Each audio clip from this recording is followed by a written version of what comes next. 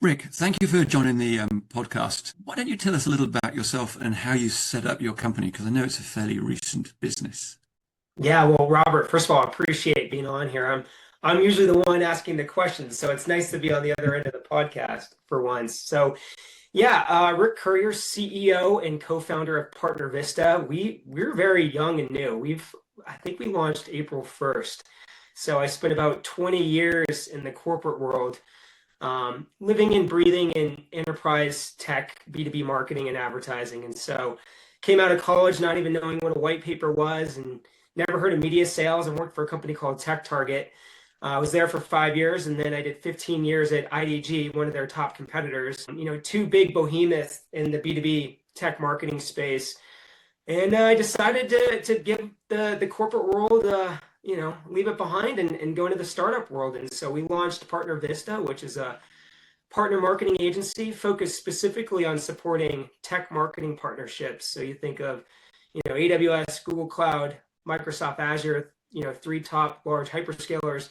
They're building their business through partner ecosystems. And so they're partnering with a lot of software companies, global system integrators, channel companies. And that's really where we play is supporting those particular partnerships. That's awesome. So, and I know, as you said, you're new, but you've had some success. But and in having that success, you've probably seen some trends or things happening in the industry that you were able to adapt to or work with. So, what are the things you've been noticing in the market at the moment? Yeah, I think there's really so when I approach the trends, I think it's through the lens of I'm a marketer working at a large software company or a hyperscaler, and I'm focused on driving revenue through partnerships, right? Some of the trends that we're specifically seeing is there's platform fatigue.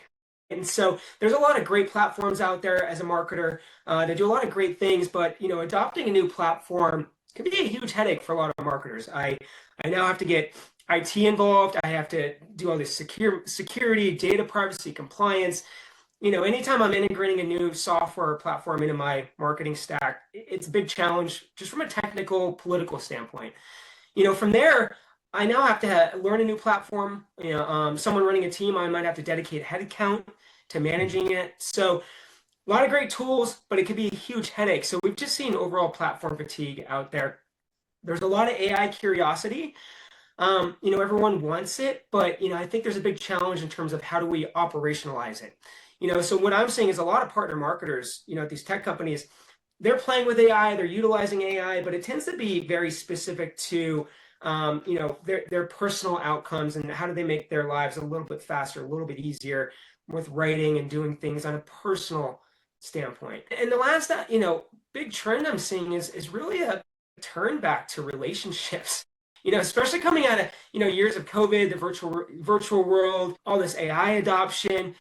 I think trust matters more than it ever has. I talked to a marketer at a large software company, and he's partnered with some of the largest companies out there, Dell, NVIDIA, you name it. And, we're obviously a new startup, and he says, I want to work with you guys.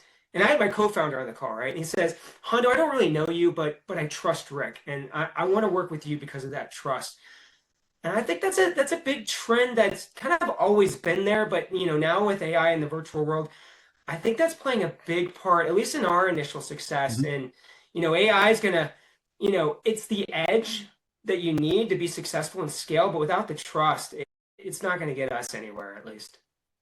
So, how did what was it that you did or said, do you think, that gave him the trust or gave others the trust in you to do this? Yeah, it's here's the thing. Like I always wanted to be an entrepreneur, do a startup. If I did this 10 or 15 years ago, I don't think I'd be successful at all. So I never wished away my time in the corporate life. I learned a lot, and I don't think you always need to be this, young, scrappy person to take a bet on yourself. I think sometimes you need the experience and the relationships to win the bet. And Hmm. that's kind of where I think I am today. We built a marketing agency really built on AI to produce outcomes, but I think it's the relationships and trust that we frankly built over years that's allowing us to scale that. And I think without that trust and relationship, it doesn't matter how great our innovative AI solutions would be. We would not be here where we are today, without that. So, 6 months in, some of our customers out the gate, Google Cloud, ServiceNow, Atlassian, Automation Anywhere, the biggest companies in the world, I think our smallest customer is $1 billion company, right? We couldn't do that without just years of relationships, being authentic, building that trust. And a lot of that just comes through experience, comes through network. Anytime that I'm struggling to scale, I take an honest look and I realize I'm really leading with product. I'm leading with features. I'm not leading with the customer and just listening and understanding their challenges personally and professionally. And, how do I build something that really delivers on what they need? And if I can, I'm honest about it. And I think being just that built on authenticity, people can see that pretty quickly, and they realize this is someone I want to work with, and products and features are part of that. It's awesome. And so how are you going to take that forward? Obviously, as you scale your Rolodex in the old school system, is going to get thinner. So how are you going to grow and scale, say, the next year or two? Well, I think that's exactly where AI comes in, right? So, you can't have one without the other, right? And so we're coming into this as a startup with, I think, a really good network. We built really strong relationships. I don't think we're taking that for granted. So, before I get to the AI part, we're still building community. We've launched a community of our own. We're spending a lot of time, money, and resources on content to just help our customers, help them from a best practice standpoint, putting out playbooks. I mentioned I do a podcast of our own. We're doing a Slack community. So, we continue to invest on the relationship side, knowing like, A, that's actually going to help people. And B, we believe it's going to help our business, right? If we can give from a value standpoint, people are going to want to come to us and want to work with us. But to answer your question, AI is going to help us scale, right? I think from just a business owner running an agency, there's a lot of stuff I've never done before. QuickBooks, journal entries, building customer service workflows, product, tax compliance. We've utilized AI in a multitude number of ways to just A, help us understand, and then B, build from the ground up from a business standpoint. But then from the customer standpoint, utilizing AI to deliver outcomes, and going back to one of the things you asked about in terms of trends and platform fatigue, we're leaning more on AI as a service. So, even though it's hard for a lot of these marketers to adopt some of these platforms for a number of reasons, we think these platforms can still provide great services and outcomes for these marketers. And so we've taken on a lot of the platforms. We've done the tech integration. We've done the compliance, the data privacy, all these things. And so now marketers can come in and take advantage of some of these AI services as a service, right? They don't necessarily need to adopt the platform and integrate it and manage it and provide resources to it. They can come in, run a program, get the best of these AI services, focus on outcomes. A lot of our programs are 90-day programs. They get funds from PartnerX. They have 90 days to run it. They want the best program that's going to deliver. Program ends, they analyze results, and now they're off to iterating the next program. And so we built a system allowing them to do that, basically what we're calling AI as a service. That's awesome. And so how do you think AI is going to develop? Because obviously things improve, things get better. How do you think AI is going to develop in the next year or so that will make it even better for you?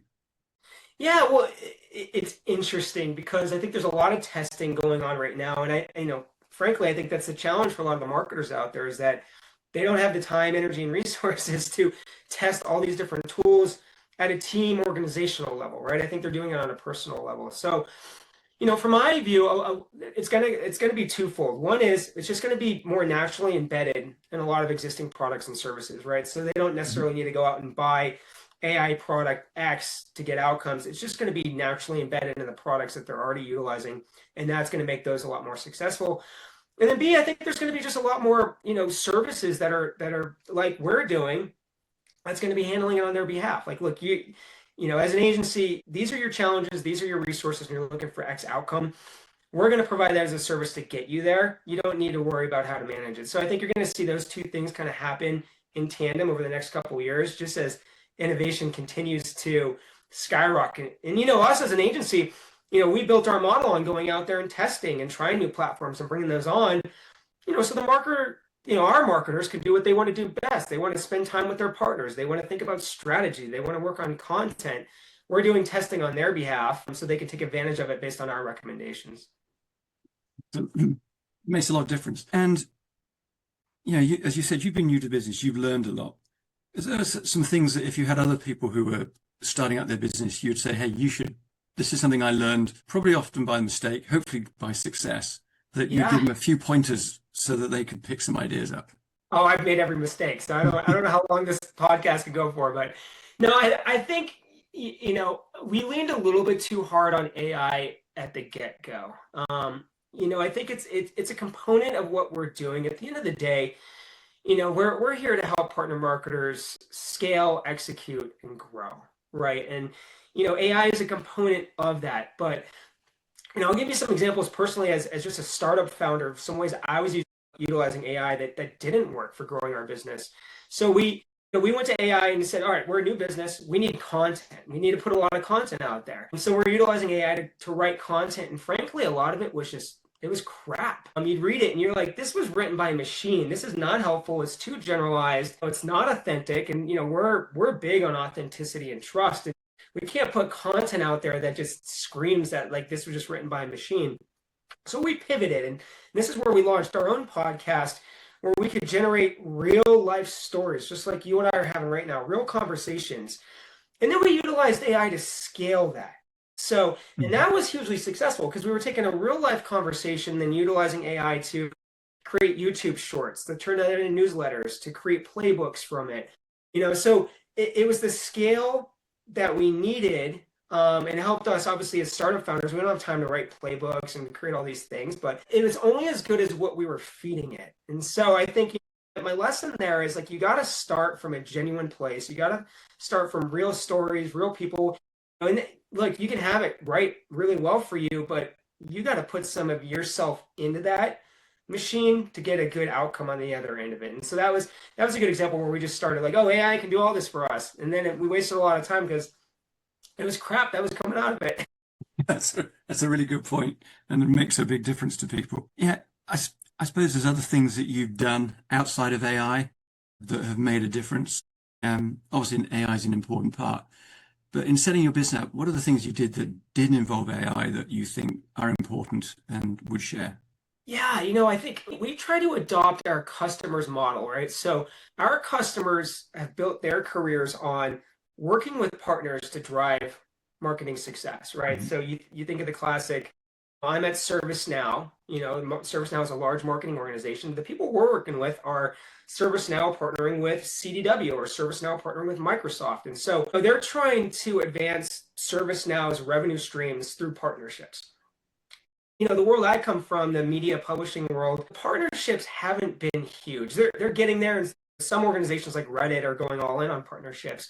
Traditionally, like as a publisher, we're producing websites, we're trying to, get advertising revenue, we're writing content, and we live in our own little bubble, and you either work with us or don't work with us, right?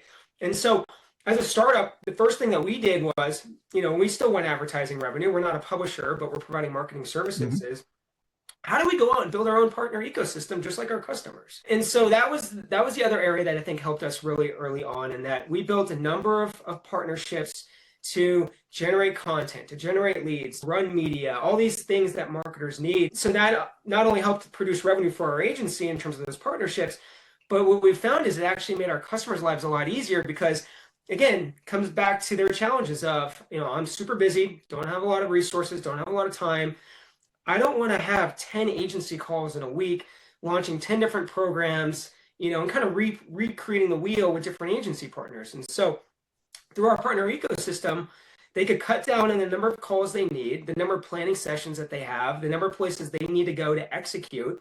And we could just be a one-stop shop that understands the nuances of tech partner marketing. And so that was another area where, we've kind of focused on that early on. But for us, it all came from the customer. Like, this is what they're doing that's successful. Why aren't we doing it?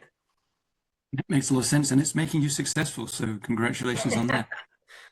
If anybody wanted to ask you questions, get hold of you, how do they contact you or your company? Yeah, PartnerVista.co, not .com. I live in Colorado, so we're having a little fun with it. So it's .co. If they want to join the newsletter, that's a great place to start. We're running our own podcast just like you, and kudos. I think this is a great way to educate and add value. Yeah, but yeah, PartnerVista.co or on LinkedIn, we put a lot of content out there as well. Excellent. Thank you so much. I really appreciate giving your time up today. It was a lot of fun, Robert. I appreciate it. And kudos on the show. I hope it's a huge success. Thank you.